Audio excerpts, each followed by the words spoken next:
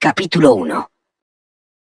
Toda la comedia o el drama de mi vida, no sé aún lo que es, dependió de una cerilla y de un soplo de viento, como dijo el otro. ¿Acaso dependen de algo menos tenue las grandes catástrofes de la historia? Acababa yo de cumplir 30 años.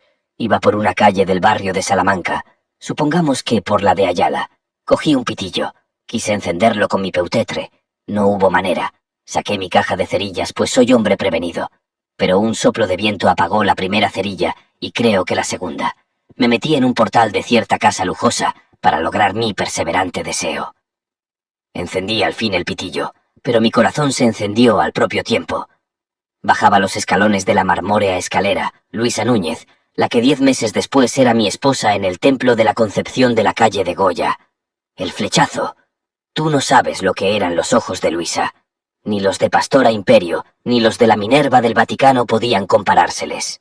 Habrás advertido el supremo encanto de unos ojos claros, verdes o zarcos especialmente, en un rostro moreno. Encanto y misterio. Los de Luisa eran zarcos. En su tez trigueña, de un trigueño oscuro, evocaban reminiscencias de límpidas fuentes en la morena tierra. Debo advertir para que no se culpe a otro que a mí de mi desgracia, que no uno, sino varios amigos oficiosos y buenos, desaprobaron mi matrimonio.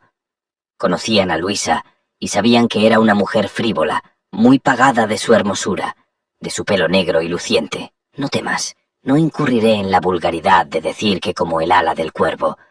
De su boca admirablemente dibujada, no receles que te diga que parecía herida recién abierta. De su cuello zulamita, lee lo que dice el Cantar de los Cantares. De la esbeltez, en suma, de su cuerpo. Es incapaz de querer a nadie. No está enamorada más que de la imagen que la devuelve su espejo. Me cuchicheó Antonio Arévalo, que había sido su pretendiente. «¡Se muere por los trapos!», me reveló su íntima amiga Leonor X. «Tiene por las joyas una pasión de urraca», insinuó otra de sus predilectas. Y lo peor es que todos y todas tenían razón. Luisa era frívola, desamorada, amiga del lujo, muñeca de escaparate, incapaz de una sola virtud.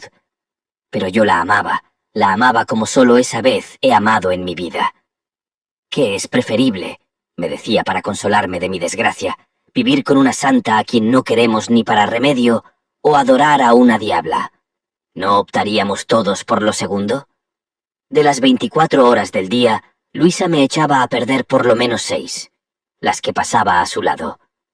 Pero como en esta vida nada es constante, ni las perrerías de una mujer allá cada semana o cada 2, tenía una hora amable, una hora dulce, y acaso una hora semanal o quincenal de felicidad, incomparable por cierto, no paga 60 o 70 de miserias. Esas mujeres amargas como el mar y como la muerte, cuando tienen la humorada de ser afectuosas y cálidas, eclipsan con su momentáneo embeleso a las más encantadoras. Pero es muy poco de todas suertes una hora quincenal de bienaventuranza, cuando los otros 14 días y 23 horas no hemos hecho más que sufrir. Luisa me arruinaba económica, física y moralmente. En mis desolaciones, yo solo veía un remedio posible a mis males. Un hijo. La maternidad suele transformar a la mujer más casquivana. Se han visto casos de conmovedoras metamorfosis. ¿Quieres santificar a una mujer?, dice Nietzsche. Hazla un hijo. 2 años, empero, llevábamos ya de cadena, exclamando quizá cada uno a sus solas lo que reza la célebre aguafuerte de Goya. ¿Quién nos desata? Cuando empecé a advertir en Luisa signos inequívocos de que los dioses escuchaban mis súplicas. El doctor y ella confirmaron mis deliciosas sospechas. Como era una mujer elegante y vanidosa, discurrió pasar los meses de buena esperanza, en el campo. Busqué una quinta rodeada de árboles, cerca de una vieja ciudad castellana, y nos fuimos a vivir allí con nuestros criados de más confianza, un piano y algunas docenas de libros. La soledad, el apartamiento, exasperaron los nervios de Luisa, pero yo huía con mis libros a las habitaciones más apartadas del caserón, y contemplando a ratos el campo y a ratos con mis autores favoritos, iba pasando el tiempo. Estaba visto que la mala suerte, así lo creía yo en mi ceguera, me había de seguir a todos los escondrijos. A pesar de nuestras precauciones, el alumbramiento de Luisa fue inesperado. El médico se hallaba en Valladolid, a cientos de kilómetros nuestra quinta. La comadrona estuvo en su cometido a la altura de un zapato, y Luisa, a consecuencia de un descuido, tuvo una hemorragia tal que por poco deja huérfana a la pobre niña que vino al mundo en circunstancias tan tristes. Se salvó por milagro, pero quedó en un estado de debilidad tan grande que un mes después apenas sí podía penosamente andar. Vino la anemia cerebral con todos sus horrores y su memoria empezó a flaquear. Olvidaba con frecuencia los nombres de las cosas, se extraviaba en el caserón, confundía a los criados. Un día desconoció a su propia hija. Pusiéronsela en el regazo y quédesela mirando con perplejidad. Por fin llegó lo esperado con angustia, la amnesia completa. El alma de Luisa, aquella alma frívola, locuela, mariposeante, cruel a veces, pero alma al fin, naufragaba en el océano de la inconsciencia. Como un telón negro, la mano misteriosa de lo invisible cubría el pasado. Detrás quedaba la identidad del yo, el hilo de luz que ata los estados de conciencia, los experimentos, las sensaciones de la vida anterior. Luisa Núñez ya no existía.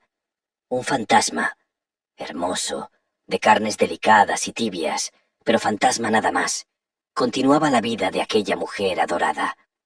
Me fui con ella a París a buscar un especialista famoso. La examinó concienzudamente y me dio una conferencia sobre psicosis antiguas y modernas.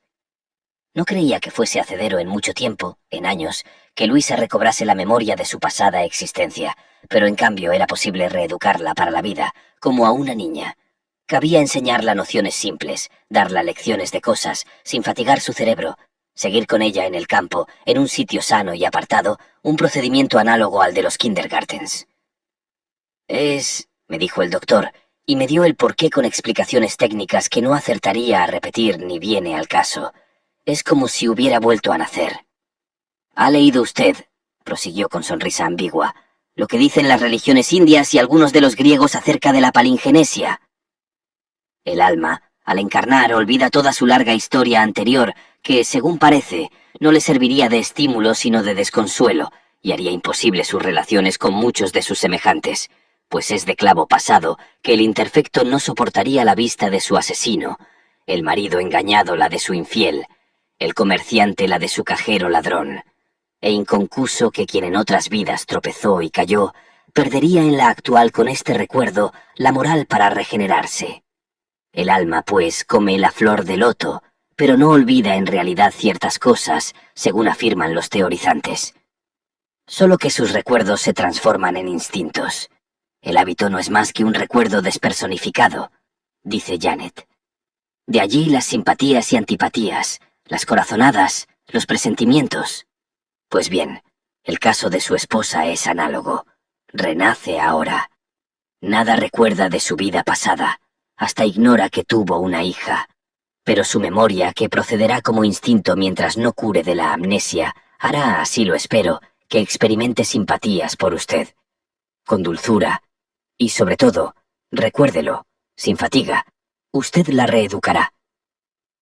En suma, añadió, la experiencia es nueva, dulce y tentadora. Con el mismo cuerpo de la mujer amada, el destino le otorga a usted un alma nueva, un alma blanda que usted, si es artista, sabrá modelar. Las palabras de aquel sabio médico, que por pura casualidad no era materialista, me sedujeron, y algunos días después, con mi esposa, mi hija y mis fieles criados, me instalaba en una hermosa quinta de Santander, desde la cual el panorama era admirable, como todos los panoramas de la montaña.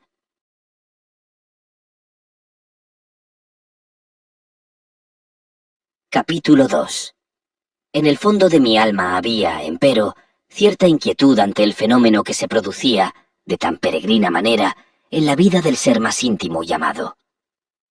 Alternaría con la nueva personalidad, nueva en toda la extensión de la palabra, de mi esposa, la personalidad antigua, en irrupciones inesperadas e inquietantes. Su memoria, me había dicho el doctor, procederá como instinto, mientras no cure de la amnesia. Al curar, pues, Luisa volvería al escenario de mi vida. Quise saber a qué atenerme en todo, y púseme a leer revistas y libros adecuados que pude hallar a la mano. En una revista cosmosófica traducida por F.M., hallé lo siguiente de Carlos Ramus. La doble personalidad es un estado que puede llevar a los sujetos a abandonar su familia y su trabajo e ir a otra ciudad, tomar otro nombre y otras ocupaciones. Sus maneras y sus hábitos cambian completamente. Suelen recordar su estado normal, pero considerándolo con indiferencia, como si se refiriera a un tercero. La duración de tales estados puede variar desde algunas horas hasta algunos años.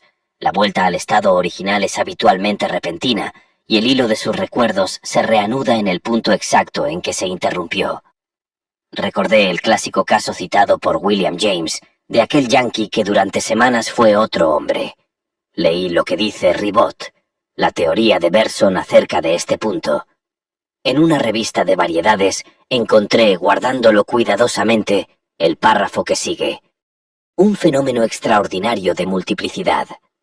Uno de los fenómenos más extraordinarios que el mundo ha ofrecido a los hombres de ciencia es el que ha sido objeto de un minucioso estudio por parte del doctor Alberto Wilson, en Inglaterra. Se trata de un ser humano que reúne en sí 10 personalidades distintas y enteramente independientes una de otra. El sujeto es una joven, casi una niña, que a los 13 años experimentó un ataque de gripe. Aunque curó de aquella enfermedad, en su inteligencia dejó la misma profunda huella.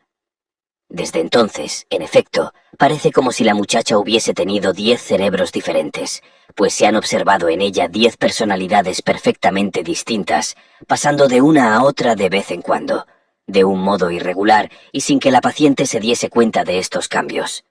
El doctor Wilson ha tomado numerosos datos sobre los caracteres de cada una de estas personalidades. Unas veces, la joven aparecía como una muchacha asustadiza y tímida hasta la exageración. Huía de sus propios padres, ocultándose el rostro cuando se acercaba cualquiera. Un día tocó una arruga en una tela y empezó a gritar diciendo que era una serpiente. En ocasiones, su terror llegaba al punto de comunicar a su cuerpo una rigidez cadavérica.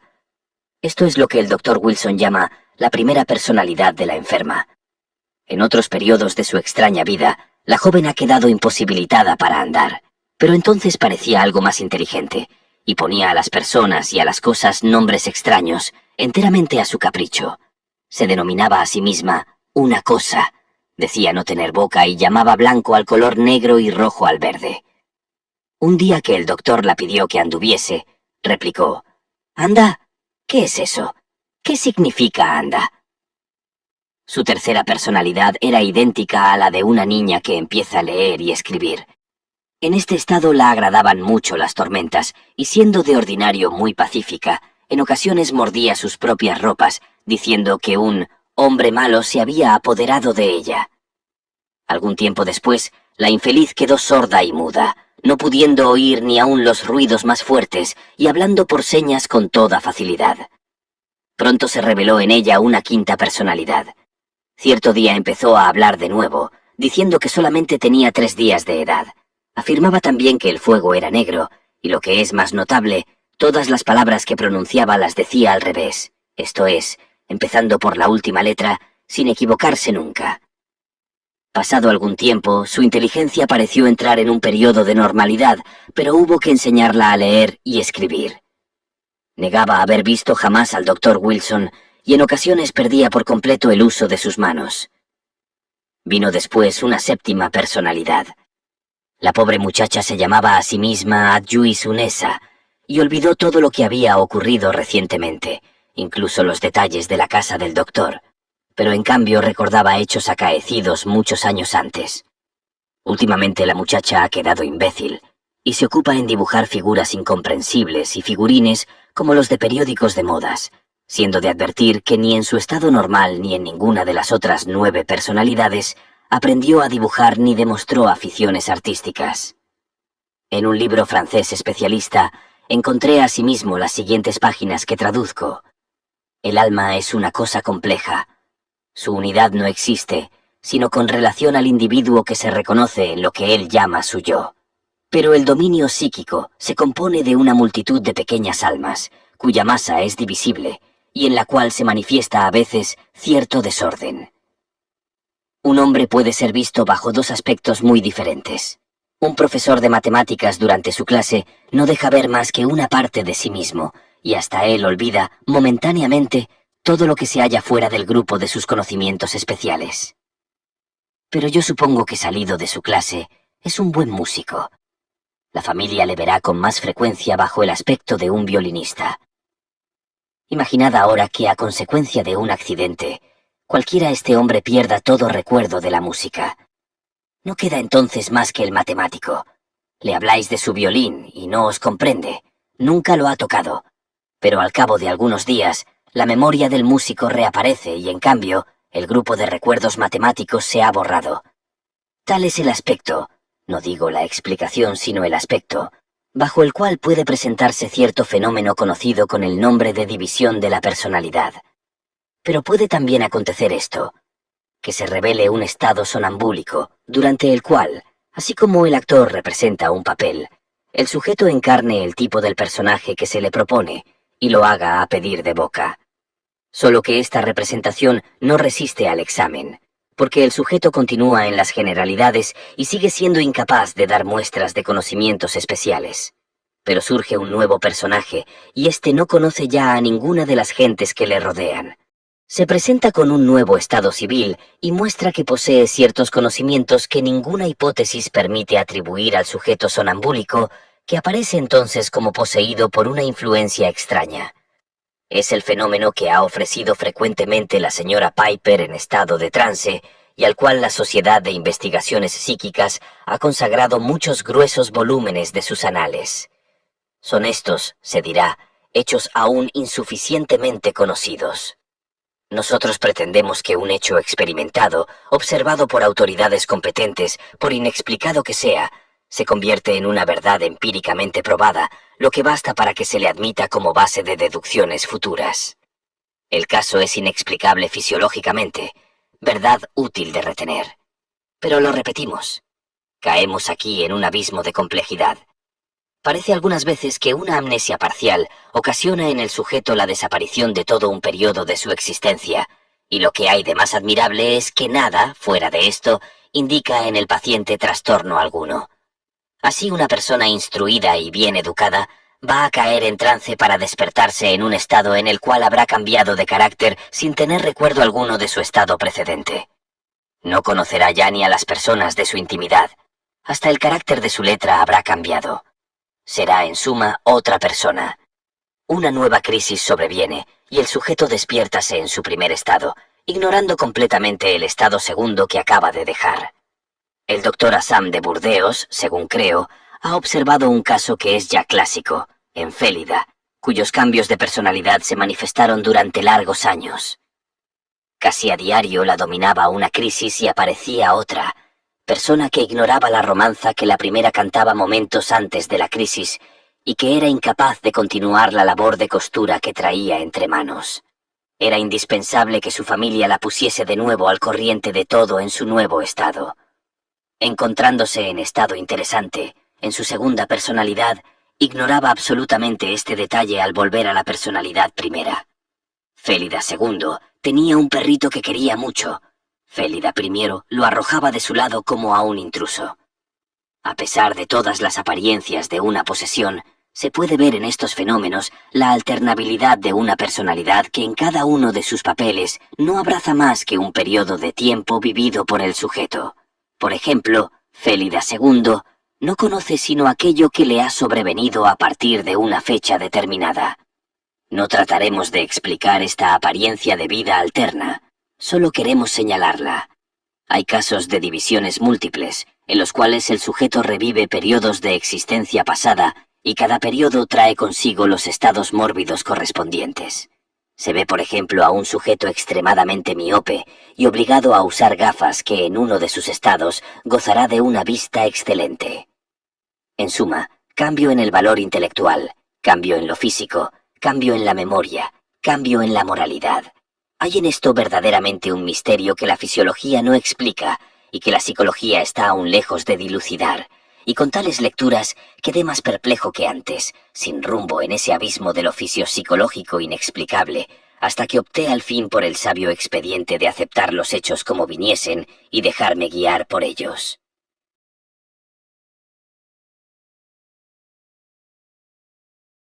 Capítulo 3. Empecé por llamar a mi esposa, Blanca, como para hacer más real la idea de su renacimiento. Luisa, aquella Luisa coqueta y veleidosa, maligna y vana, había muerto.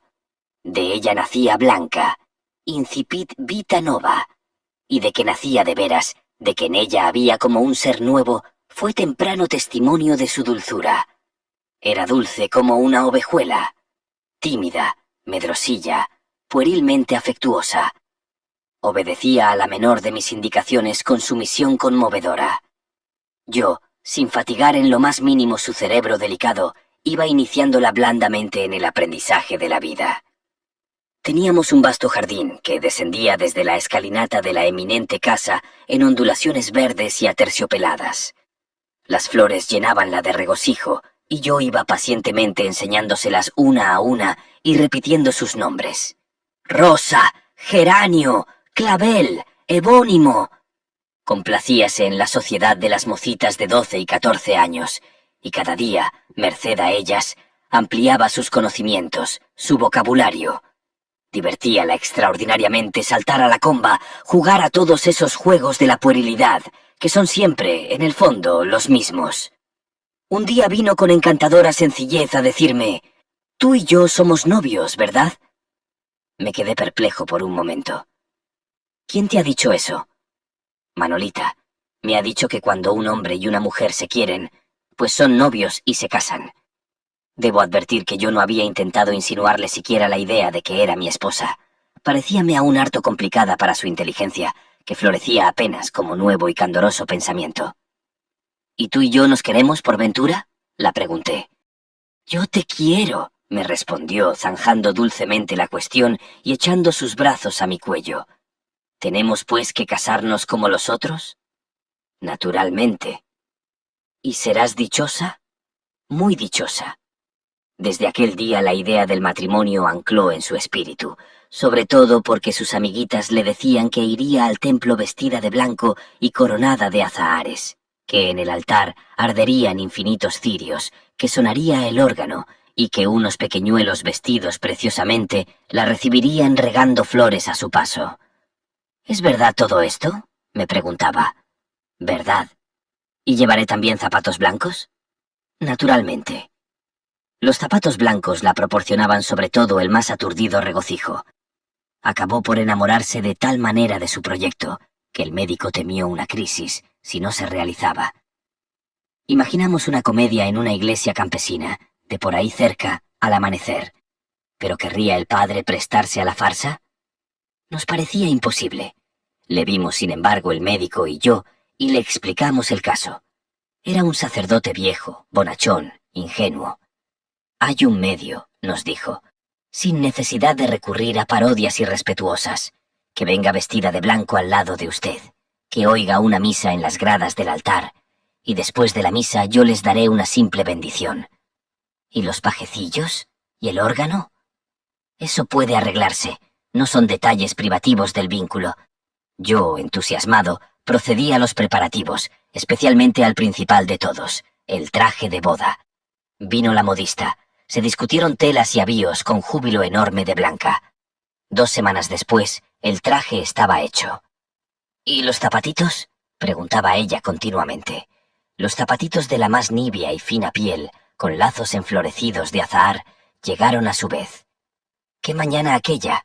Acabé por enamorarme de la situación tan nueva, tan graciosa, tan inesperada. Iba a casarme con mi esposa, es decir, iba a casarme con el alma de mi esposa, porque ¿no es también el matrimonio la unión de 2 almas? Y aquella alma que se levantaba sobre el aniquilamiento de una memoria, aquella alma, tan blanda, tan tenue, tan infantil, animula, blandula, vagula, era distinta y tan distinta de la otra. Y sobre todo, era mía, mía. Complacíame en repetir esta cadenciosa palabra, porque la otra alma, la de Luisa, no me perteneció jamás. Con esta imaginación que yo tengo, con la hermosura de mi novia en el tímido y tembloroso amanecer, con el olor del incienso, con la música del órgano, acabé por posesionarme de tal suerte de mi papel, que fui el novio ideal, el novio que por fin realiza una esperada quimera. Hasta pensé que Dios creaba, con el barro de la otra, aquella novísima Eva, para recompensarme en su bondad infinita de todas las amarguras de mi vida. Blanca, radiante, como extática, oía la misa a mi lado. De vez volvía a mí su rostro, ayer aún pálido, hoy sonrosado, como si la débil llamita de una nueva vida se encendiese allí ante el altar. Me miraba con la clara mirada de sus grandes ojos, llenos de vaguedad, de una vaguedad que no tenía la mirada de Luisa, de sus ojos divinos que eran como dos corolas de loto en el agua oscura de un lago, como dos urnas de ensueño. Cuando el viejo sacerdote nos bendijo, estremecióse ella ligeramente y una viva luz alumbró su cara morena. Parecía como si su alma, a través de los velos y las brumas, rectificase su crueldad anterior y reencarnase con el tácito y misterioso designio de consagrarse a mí para siempre. Cuando bajamos precedidos de dos niños rubios que regaban flores y que iban vestidos de trajes Luis XIV color salmón, la rústica escalinata del templo, a lo largo de la cual algunos boquiabiertos aldeanos contemplábannos como a fantasmas, salía el sol, un amarillo y jovial sol de España. Parecíame que ni Blanca ni yo pisábamos las gradas. Éramos dos almas, nada más que dos almas que iban a vivir confundidas en aquel rayo de oro, por los siglos de los siglos. Cuán gentil fue su abandono en mis brazos, cuán confiado y cuán tierno. Sí, aquella era otra vida. En el ánfora de mis amores había una nueva esencia. Incipit vita nova. Cuántas cosas bellas, nobles, buenas iba yo a escribir en la blanca página de esa alma, con cuánta delicadeza iba a cultivarla, a educarla. Dije al principio que mi mujer no reconocía a nuestra hija, la cual, fenómeno estupendo, en su expresión, en su dulzura, en su suavidad celeste, parecíase a Blanca, no a Luisa. Un instinto sagrado, empero hacíala amarla. ¿No dicen los palingenésicos que a través de la vida los antiguos amores se vuelven instintos? Con frecuencia la tenía en sus brazos, la dormía en sus rodillas, la acariciaba. Aquella mañana de nuestras bodas, pensé que su segundo beso debía ser para la niña, para Carmen. Hícela pues venir. De los brazos del ama pasó al regazo de Blanca, que, con la blandura y el mimo de siempre, la acarició. «Llámala, hija mía», la dije.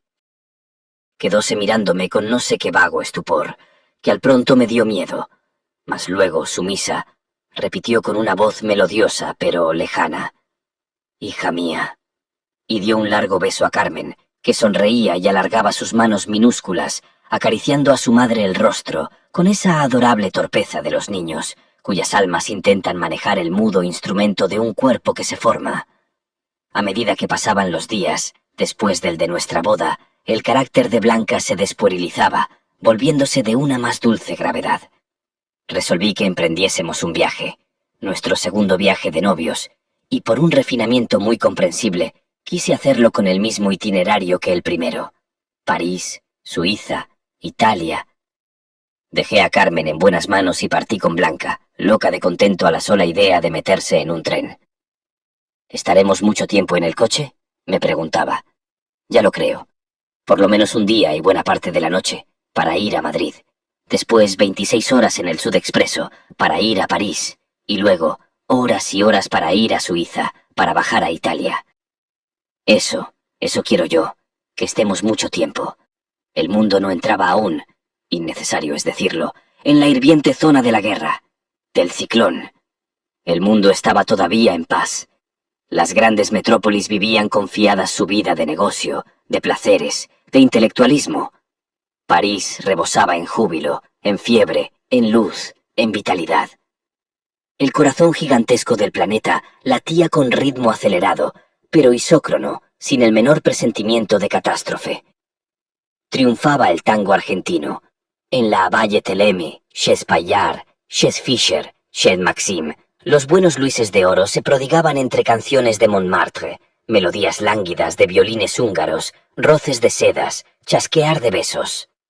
Eran los tiempos en que el que firma esta verídica historia escribía: «Se escuchan lejanas orquestas que tienen no sé qué virtud. El bosque es un nido de fiestas. Oh, mi juventud, islotes de azul claridad, cascada que en blando fluir despeña su diafanidad. dicha de vivir. Mujeres que solo se ven aquí como cisnes pasar y prometedoras de un bien que no tiene par. Prestigio de flores de lis, perfume de labios en flor. París, oh París, invencible amor. Blanca no recordó ni por un instante a la febril capital de las capitales. Encontraba en todo el sabor de lo nuevo. Se entregaba a la alegría de vivir, como una colegiala que acaba de dejar los tutelares muros del Sagrado Corazón y empieza su etapa mundana. Todas las noches íbamos a un teatro distinto, mas yo tenía cuidado previamente de explicarla con los detalles apropiados el argumento de las diversas obras para que se diese cuenta de ellas, pues de sobra está decir que su conocimiento del francés había naufragado con su memoria. Sin embargo, al terminar la pieza, solía decirme que la había comprendido perfectamente. Merced a una cuidadosa selección de los espectáculos, iba yo educando su nueva y admirable sensibilidad. La música, sobre todo, ayudaba a ello. La gran ópera, la ópera cómica, los conciertos Lamoureux, hasta el propio Concert Roux, servíanme a maravilla de maestros. Por esta época empecé asimismo a proporcionarla ciertas lecturas, diáfanas, sencillas, de grandes autores. Con qué fruición plasmaba yo, si cabe la palabra, aquella alma, mías, solo mía, absolutamente mía. Nuestro viaje por Suiza fue un éxtasis. Pero ¿acaso el aire puro de aquellas montañas rosadas, gris perla, violeta? La sedante placidez de aquellos lagos azules, las dulces perspectivas de aquellos paisajes de ensueño, tonificando lentamente sus nervios, aumentando sus glóbulos rojos, vigorizando su sustancia gris, produjeron pocos días después de una excursión inolvidable, los primeros destellos, los incipientes atisbos de una memoria que, ¡ay de mí!, yo ya creía escondida siempre en los laberínticos recodos del subconsciente. Fue en Venecia, una tarde, al volver del Lido, en la plaza de San Marcos, entre las palomas familiares. Blanca llevóse las manos a la frente y palideció un poquito. Condújela asustado a un café cercano de las galerías y pedí un cordial. Me miraba sin hablar. «¿Qué te pasa? ¿Qué tienes?», preguntábala yo con ansiosa insistencia. «Nada», respondió por fin débilmente. «Una sensación muy extraña. Me ha parecido en un momento dado, con claridad como de relámpago, muy penosa, que esta plaza la había yo visto ya, contigo. Un pavor infinito me paralizó por unos instantes el corazón y me puso frío en los huesos. Recordé mis diversas lecturas y una frase corroboradora de ellas, del sabio especialista francés. La amnesia, vigorizando el organismo lentamente, suele curarse también lentamente. Los recuerdos, las imágenes, aislados y confundidos al principio como las estampas revueltas de una historia, van con blandura ordenándose hasta que empieza la vida anterior a verse en fragmentos, y por fin en su integridad. Si esta operación se efectuase súbitamente, produciría un trastorno mental tan profundo que podría sobrevenir la ruptura de un vaso y la enajenación irremediable o la muerte. Pero si paulatinamente la memoria va atando su disperso haz, solo produce trastornos relativos. Sin embargo, había añadido, pues que usted desea toda la verdad, le diré que, aun así, un organismo débil pocas veces sobrevive a la recuperación total de sus recuerdos. En el caso de la esposa de usted, nada quiero vaticinar. Solo afirmaré que su juventud es la mejor garantía. No una, varias veces, con disculpable egoísmo, había yo sentido el miedo, el pánico aquel ante la posibilidad de que Luisa recobrase sus potencias. Era más que natural. La salud de Luisa significaría algo atroz, algo que cada vez me atrevía menos a considerar. Significaría, sencillamente, la muerte de Blanca. Mi Blanca idolatrada, el único ser que me había amado en la vida, se desvanecería para siempre, como el más sutil de los fantasmas, como el más inconsistente de los sueños.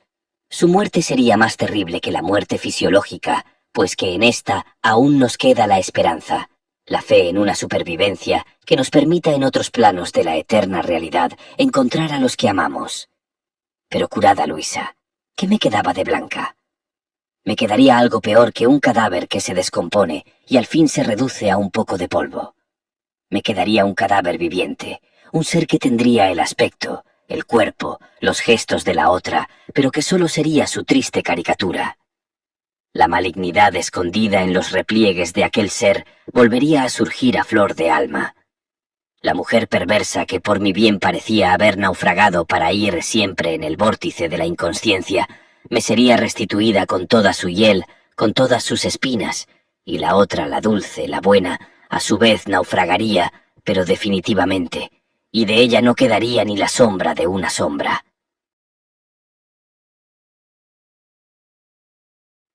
Capítulo 4. Con qué profundo, con qué infinito alivio la oí, pues, suspirar. No ha sido nada, ya estoy bien. ¿Te ha pasado a ti algo por el estilo? Ya lo creo, respondíla jovialmente. Es muy común. Los médicos afirman que se debe a un simple fenómeno de duplicación, y cierto ilustre doctor y literato, amigo entrañable mío, el doctor E. Wilde, argentino, apunta a propósito de dicho fenómeno cosas muy curiosas.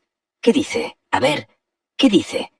Pues dice que una escena actual suele presentarse a la mente del espectador con todos los detalles y accidentes ya conocidos de una situación pasada en que se encontró hace tiempo, y aun de una futura que va a realizarse en el momento próximo, y en la que se ve de antemano, como un recuerdo, la tercera reproducción del mismo espectáculo, sabiéndose anticipadamente lo que va a suceder.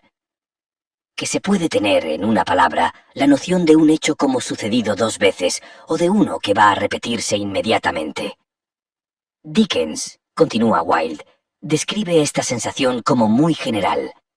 Conocemos, dice, en David Copperfield, por experiencia, el sentimiento que nos invade a veces de que cuanto estamos diciendo o haciendo ha sido dicho y hecho anteriormente, hace largo tiempo, que hemos estado rodeados de las mismas personas y de los mismos objetos, en las mismas circunstancias, que sabemos, en fin, perfectamente lo que se va a decir, como si lo recordáramos de repente.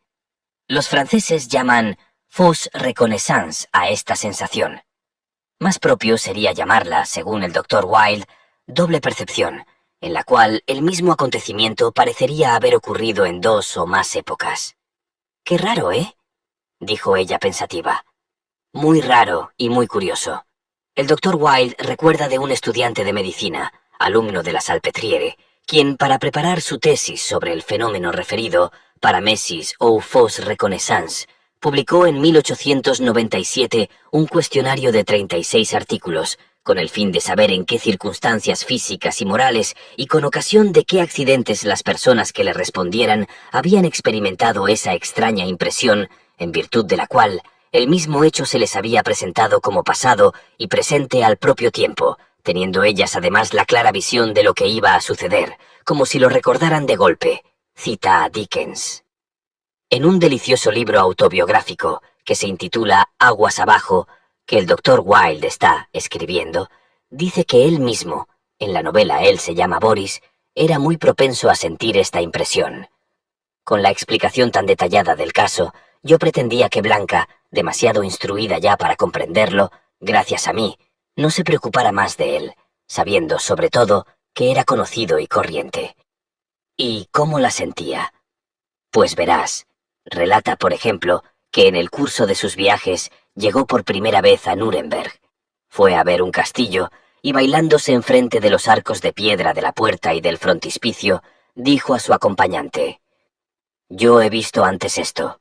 Adentro, en el patio, entre las columnas de una especie de claustro, está sentada una vieja». Se abrió la puerta y en efecto había un patio, un claustro y una vieja sentada entre dos columnas. «¡Qué extraordinario!», exclamó Blanca, divertida verdaderamente con mi narración, que, sin embargo, en tratándose de tales o cuales vocablos, dejaba de entender. Hice la gracia de una explicación de mi docto amigo Wilde, según el cual el hecho de la doble vista anacrónica del mismo objeto en el pasado y en el presente depende del pasaje al sensorio común, por dos vías diferentes, de una misma percepción, alojándose primero la que llegaba antes, transmitida directamente por el nervio óptico, y después la que hubiera recorrido vías combinadas. De esta suerte, la primera sería más antigua con relación a la otra. Pero sí le referí por curioso lo que el mismo doctor nos recuerda de Dickens. En una de sus novelas de este, figura un vendedor de baratijas que ejercía su comercio en la vía pública junto a una casa grande y solemne. Nuestro hombre, al ver entrar en la casa y salir de ella constantemente ciertos individuos, dedujo que ellos la habitaban, y no deteniéndose en esto, les puso nombres, los acomodó en sus diversos departamentos y les atribuyó en su fecunda imaginación costumbres determinadas. Un día, por orden de la autoridad competente, entró en la vetusta mansión la justicia y tras de ella el público, con el vendedor aludido a la cabeza, el cual hubo de desmayarse al saber que el sujeto a quien él por tantos años había llamado Mr. Williams no era tal Mr. Williams, que la tía Marta era Miss Peggy, que el dependiente Frank no era dependiente, sino socio, y se llamaba John. No eran estos precisamente los nombres, pero para el caso es lo mismo. En fin, que los aposentos no estaban distribuidos en la forma que él les había adjudicado, ni respondían al plan trazado en su mente, con líneas indestructibles. En resumen, el pobre diablo experimentó una desilusión completa y dolorosa, como si la destrucción de pie su fantasía había creado fuera una desgracia. Rió de muy buena gana Blanca la anécdota, y yo, para concluir, añadí: por lo demás, hay quien pretende que algunos de estos fenómenos tienen un misterioso origen. ¿Cuál? Di cuál. Son recuerdos de vidas anteriores. ¿Quién sabe si tú y yo nos amamos ya en otra vida, en Venecia? Debimos entonces amarnos mucho, ¿verdad? Preguntó deliciosamente, puesto que nuestro amor ha durado hasta hoy, y aún ha crecido. Estreché su mano con ternura, y echamos a andar en busca de nuestra góndola para volver al hotel.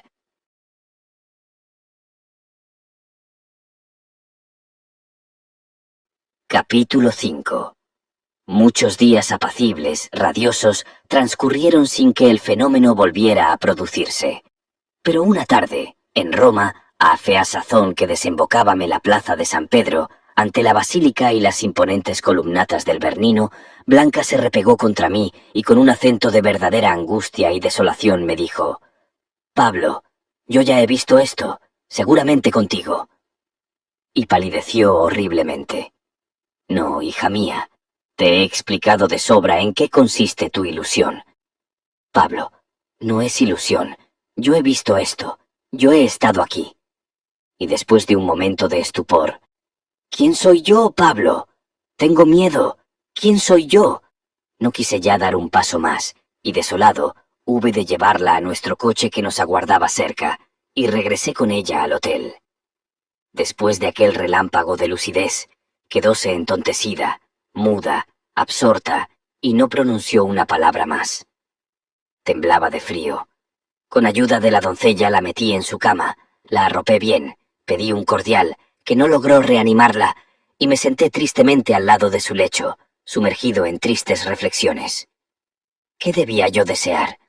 En mi egoísmo casi me hubiera alegrado de que aquellos comienzos de lozanía remitiesen, y con la debilidad y la anterior languidez, mi Blanca siguiese existiendo y no asomara, entre relámpagos de horrible lucidez, la Luisa torturadora, junto a la cual mi vida había sido pasión perpetua. El dilema era pavoroso. O con la salud tornaba la otra, o con la amnesia y la progresiva languidez, mi Blanca iría consumiéndose. ¿Pero acaso no era mejor esto que su desvanecimiento irremediable para ceder su puesto a Luisa? A lo menos ahora moría amándome, dejándome el más santo y perfumado recuerdo, mientras que de la otra suerte la sustituiría lentamente la torva mujer que había hecho mi desgracia, y su perversidad acabaría acaso por empañar la sublime imagen del ángel que embelesaba mis días. Después de una hora larga de tortura interior al borde del lecho en que Blanca dormía con sueño intranquilo, sacudida de vez en cuando por ligeros estremecimientos nerviosos, una doliente y rendida resignación fue invadiendo mi espíritu. En suma, él sabe bien lo que hace. Para acrisolarme quiso que encontrara y amara yo a Luisa, pero como hasta en lo que parece más inexorable de sus decretos, ¡ay!, es padre al fin, un fondo de piedad, habíame otorgado a raíz de un accidente que parecía mortal de necesidad, la merced incomparable de una mujer angélica, surgida milagrosamente de la otra. Así el ser que más mal me había hecho, hacíame ahora el máximo bien. Las caricias que la osquedad de Luisa me negara, Blanca me las restituía santamente. Si él estimaba en su inescrutable justicia distributiva que mi paga había sido por ahora bastante y que era preciso ofrecer nuevo tributo al dolor, que se cumpliese su voluntad divina. Deus dedit, Deus abstulit. Y recordaba las admirables palabras de Epícteto. En cualquier accidente que te acaezca, no digas nunca, he perdido tal o cual objeto. Di más bien, lo he devuelto. ¿Acaba de morir tu hijo? Fue devuelto. ¿Ha muerto tu mujer? Fue devuelta. Me han despojado de mi herencia, dices. Pues bien, tu herencia también ha sido devuelta. Pero el que me ha despojado es un mal hombre. ¿Y qué te importan las manos por las cuales tu heredad vuelve a aquel de quien tú la tenías y que la reclama? Mientras que te la confía, mírala como bien de otro y ten cuidado de ella como los viajeros tienen cuidado de la fonda en que se alojan.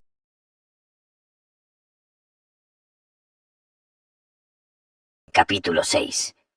Después de una noche más tranquila, mi mujer dio signos de despertar. El miedo me sobrecogió de nuevo. ¿Quién iba a volver a la luz, Luisa o Blanca? Pero una blanda sonrisa me tranquilizó. Era Blanca sin duda, que mimosa enredaba sus brazos a mi cuello y me besaba, con aquel beso fervoroso de siempre. Ninguna huella quedaba en su rostro de la crisis de la víspera. Sus primeras palabras fueron afectuosas y dulces como de costumbre. Yo había ya tomado una resolución. No más Italia. No volvería a ver con ella ciudad ni comarca ninguna que Luisa y yo hubiésemos visto juntos. Embarcaríamos en Nápoles con rumbo a Barcelona. Al día siguiente estábamos en el Hotel de Santa Lucía de Nápoles. Recordé las horas pasadas en mi primer viaje de bodas por la bahía de ensueño, nuestras excursiones a la Gruta Azul, a Pompeya sobre todo. Luisa me había echado a perder mis éxtasis en las calles solitarias de la ciudad única. Ni entendía nada de aquello, ni podía sentir la imperiosa evocación del pasado. En vano me afanaba yo por reconstruirle la vida romana.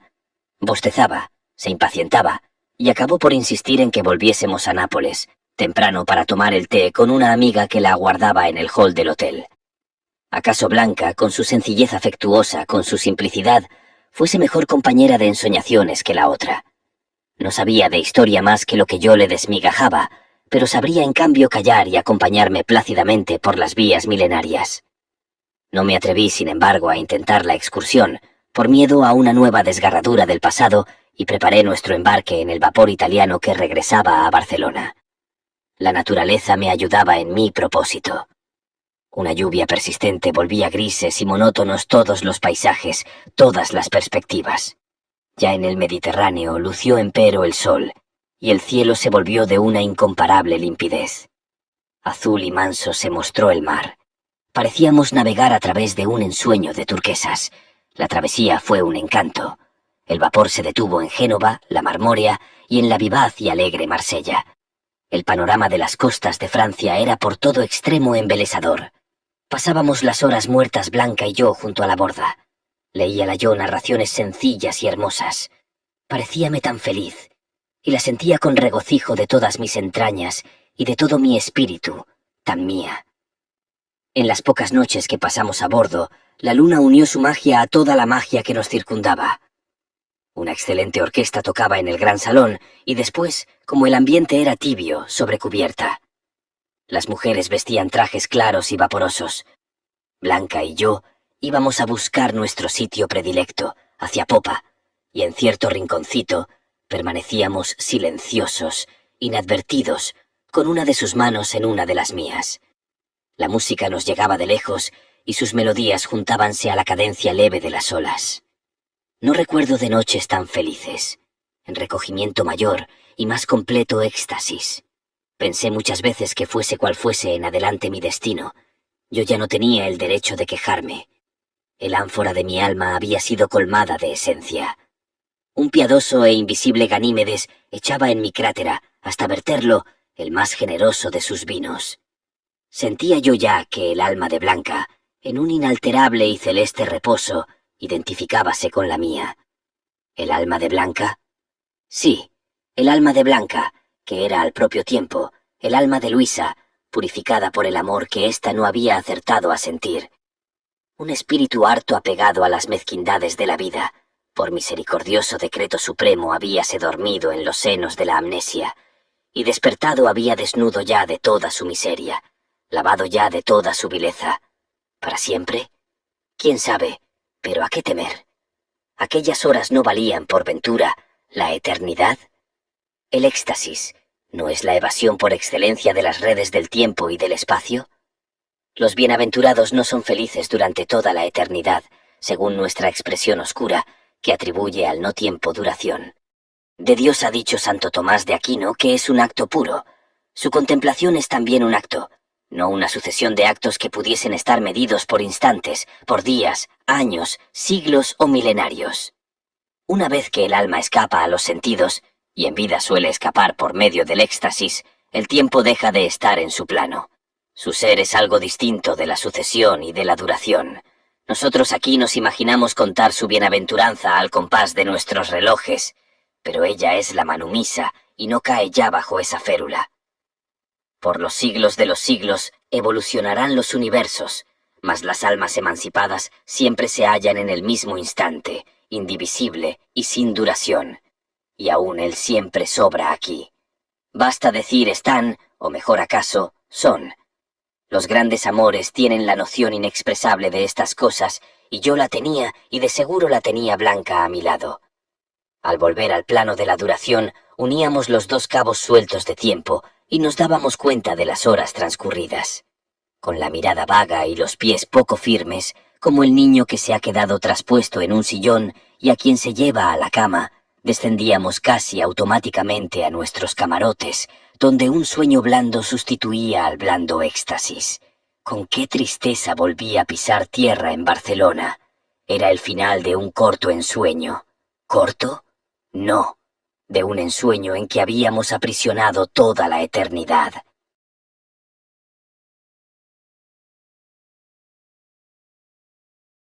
Capítulo 7. Recordaréis que os hablé al principio de amigos piadosos que, cuando resolví casarme con Luisa, intentaron disuadirme, porque la conocían y trataban, y conociéndola y tratándola, ¿sabían que corría yo con ella al abismo? Pues uno de estos benévolos amigos dio de manos a boca con nosotros en el Paseo de Gracia, pocas horas después del desembarco. En cuanto nos vio, dirigióse rápido a saludarnos, y yo no tuve tiempo de prevenirlo acerca de la metamorfosis de mi esposa. La escena fue por todo extremo pintoresca. «Hola, Pablo. Hola, Luisa», exclamó. Luisa se quedó inmóvil. Yo estreché la mano de mi amigo y guiñé un ojo. Guiño absolutamente inútil, como ustedes comprenderán. Insistió él en saludar a mi mujer, quien extendió al fin la diestra, que él besó, no sin cierto azoramiento. «Está usted un poquito desmejorada», observó el intruso. «¿Ha estado enferma?» «¿Pero quién es este caballero?», preguntó ella ingenuamente. «¿Cómo? ¿No me recuerda usted? Parece mentira. Y pensar que era yo visita obligada los lunes y que he comido tantas veces en su casa». Luisa me miró con un desconcierto tal que tuve miedo de una nueva crisis, y comprendiendo la urgencia de cortar por lo sano, recurrí a un medio. «Un parecido probablemente excepcional», insinué. «Ha hecho que usted confunda a mi mujer con alguna persona que usted conoce». «¡Pero, Pablo!». «Mi mujer», añadí imperturbable, «se llama Blanca y no Luisa, y seguramente no ha visto a usted nunca». Mi amigo abrió los ojos desmesuradamente. Yo repetí un guiño que no advirtió en su estupor y concluí. «Hay parecidos así, y el caso nada tiene de extraordinario. Está usted disculpado, caballero. Muy buenos días». Y cogiendo a Blanca por el brazo, le dejé plantado en medio de la acera. No le he vuelto a ver más, pero seguramente no cabe negarle el derecho que tiene a pensar que mi mujer y yo éramos o unos malcriados llenos de humo, o unos farsantes, o unos mentecatos. «¿Has visto cosa igual?», me preguntaba Blanca después. «Pero tú parecías conocerle». «No, por cierto. Como me saludaba con tanta amabilidad, le tendí la mano, pero ignoro quién es. Debes parecerte extraordinariamente a una amiga suya». Y cambié de conversación muy satisfecho en el fondo, después de las angustias de Italia, de que mi Blanca no recordase. ¿Estaría salvada? Capítulo 8. Volvimos a nuestro rinconcito campestre, a nuestra quinta llena de árboles y flores, y en el momento en que el ama ponía a Carmen, que tendía los brazos a su madre, en el regazo de Blanca, la otra se manifestó repentinamente con irrupción patética, trágica. ¿Fue solo la emoción del encuentro? ¿Fue el recuerdo, por el instinto reforzado? ¡Hija! ¡Hija mía!, gritó con acentos guturales Luisa, y cubrió de besos nerviosos a la niña, sollozando con tal ímpetu que Carmen, asustada, se echó a llorar. El ama de llaves, el ama de cría y yo presenciábamos la escena. Mi mujer, volviéndose a mí y mirándome con una fijeza que me hizo daño, exclamó: «¡Pablo!». Y en el acento con que pronunció mi nombre, comprendí que ya no era Blanca, sino Luisa quien me llamaba, Luisa que me reconocía. Las frases siguientes no me dejaron lugar a duda, después de mirar a todos lados. «¿Por qué estoy aquí?», preguntó.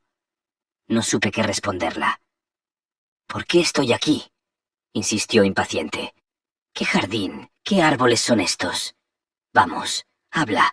¿Por qué no respondes?». «No se impaciente la señora», dijo el ama al tiempo que procuraba retirar a Carmen de entre aquellos brazos.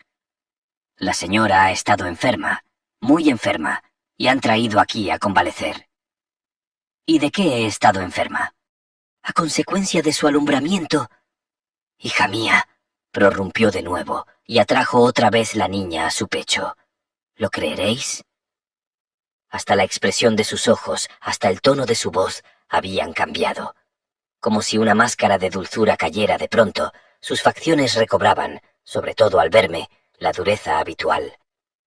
Salí de la habitación, fui a telefonear al viejo médico, que vino enseguida, y mientras la asistía y procuraba calmar la tremenda excitación nerviosa que siguió a la brusca e impensada recuperación de su memoria. Yo, triste hasta la muerte, fuime a refugiar a uno de los bancos de piedra, a la sombra de un frondoso árbol en el jardín. La sensación de algo irremediable y fatal me subía del corazón a la garganta. Una aplastante seguridad interior me decía que Blanca se había desvanecido para siempre, y como esta seguridad era intolerable, traté de combatirla, de aniquilarla con toda mi filosofía. Blanca, es decir, aquella modalidad del espíritu de Luisa, ¿estaba de veras perdida sin remedio? No, porque acaso lo mejor de esa alma era una zona ignorada de conciencia, era el ángel verdadero que hasta el más vil de los hombres lleva aprisionado en su interior, era el huésped divino que en nosotros habita, el sublime desterrado que a veces sacude gimiendo, en el fondo más íntimo de nuestro yo, sus pesadas cadenas. Y no es por ventura aquello mejor que hay en nosotros, aquello que denuncia la gema labrada acaso en milenarios, lo que por fuerza ha de sobrevivirnos. ¿No es lo óptimo del ser lo que permanece después de ese cambio que llamamos muerte? Cuando se deshiciese en el sepulcro aquel cuerpo en el cual, como en un templo purificado por el dolor, se había revelado la verdadera diosa, mi Blanca incomparable, no sería la vana, la veleidosa, la irritable, la maligna Luisa quien sobreviviese invisible, sino el alma inmaculada, cristalina, simple, toda amor, toda ternura que se me mostró después. Vino el doctor en esto a interrumpir mis reflexiones. «Amigo mío», me dijo, «su esposa se nos pone mala. La crisis ha sido demasiado aguda, demasiado repentina». «¿Se nos muere, doctor?». «No tanto. Hay juventud. Lucharemos. Dígame la verdad, doctor. Usted conoce la firmeza de mi carácter y no debe ocultarme nada». «Pues bien, sí. Pobre amigo mío. Se nos muere». «Mejor es así», pensé, aunque profundamente emocionado. Si la otra no había de volver a mirarme, a sonreírme, a amarme, mejor es así. Y con firme paso me dirigí a la alcoba en que estaba mi esposa, tendida en el lecho. Al llegar, sus grandes ojos negros me miraron con fijeza, pero no pareció ya reconocerme. Llenos estaban aquellos ojos de extravío y de sombra. Toda la noche agonizó. Yo no me apartaba ni un instante de su lado. Al amanecer su lividez me dio miedo. Toqué sus manos. Empezaban a enfriarse. No había hecho ningún movimiento. El estertor comenzaba ríspido a resonar en la estancia. Se iba a ir, pues, para siempre, sin una palabra, sin una mirada, sin un gesto de ternura que me denunciasen a Blanca, que me revelasen que Blanca me amaba aún, antes de perderse en el mar sin orillas. Apreté con desesperación sus manos heladas, y con un fervor inmenso pedí a lo desconocido que aquella alma no se alejase sin renovar definitivamente su pacto de amor. Mi oración llegó a la entraña de lo invisible. Después de algunos minutos en que seguía yo oprimiendo con fuerza aquellas manos y sollozando de rodillas al borde del lecho, la moribunda abrió los ojos. Mi corazón, mi cuerpo todo, se estremeció al reconocer la mirada dulcísima, tierna, inconfundible de Blanca.